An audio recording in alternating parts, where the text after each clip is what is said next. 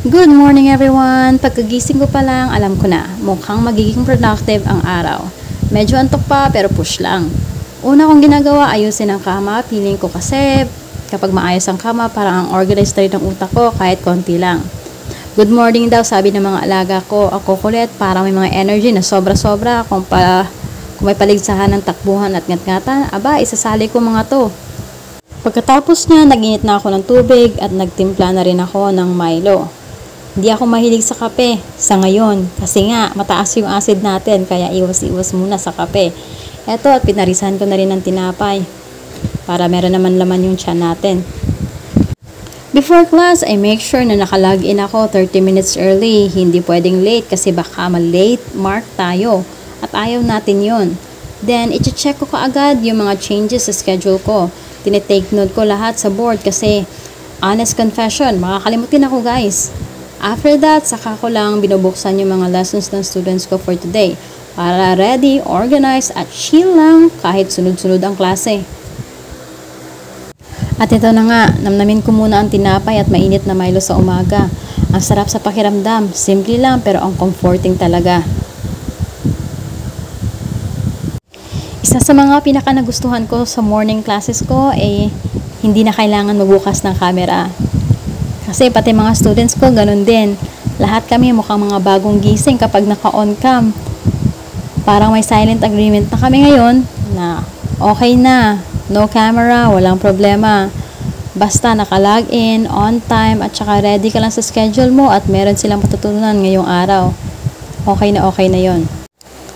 Mga 3 oras din kung aabutin yung aking classes overall sa umaga.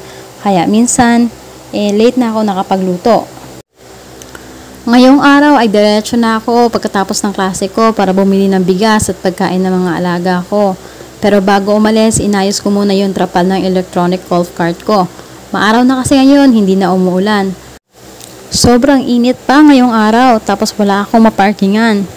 Sumakit yung ulo ko sa kakahana pero wala talaga. Kaya ayun, napalipat ako sa ibang pamilihan. Medyo napalayo-layo konti pero okay lang. Importante makabili ng bigas at pagkain ng mga alaga ko. At sa wakas nakahanap rin at nakabili na rin ako ng bigas at pagkain ng mga alaga ko. Medyo nangangatog na nga yung tuhod ko, sign na siguro na gutom na ako. Kaya heto, dumuan muna ako dito sa tindahan na ito para bumili ng agahan na may mag-asawa at saka para hindi na ako magluto pa. Aba pagdating sa bahay, mas excited pa yung mga alaga ko. Hindi na sila makapag-antay kaya inuna ko muna silang pakainin. Gutom na rin ako pero syempre sila muna bago ako. At ito na nga, kakain na rin kami. Gutom na ako, pati si Mister. Binilan ko siya ng paborito niyang pork chop. May sabaw na pa ng batchoy. Okay na yun. Kain muna kami, bawal ang cellphone sa pagkainan kaya hindi ko muna makuhanan. At eto na si Manenoy, ready na sa pagtatrabaho. Tingnan mo naman, ang pogi-pogi sa paningin ko. Ako muna pala yung driver niya kasi nga, antok yan, wala pa masyadong tulog. Kaya hindi ligtas kapag siya ang nagmaneho. Dumaantakala kami sa 7-Eleven para bumili ng makakain niya. Para daw hindi siya antokin pag pumasok sa trabaho. Mabuti na nga ngayon at malapit na lang yung kanyang service stop. Unlike before talaga, sobrang hirap. 2 oras kalahati yung kanyang binabagtas papunta dito. Pagbalik sa bahay ay balik trabaho din ako.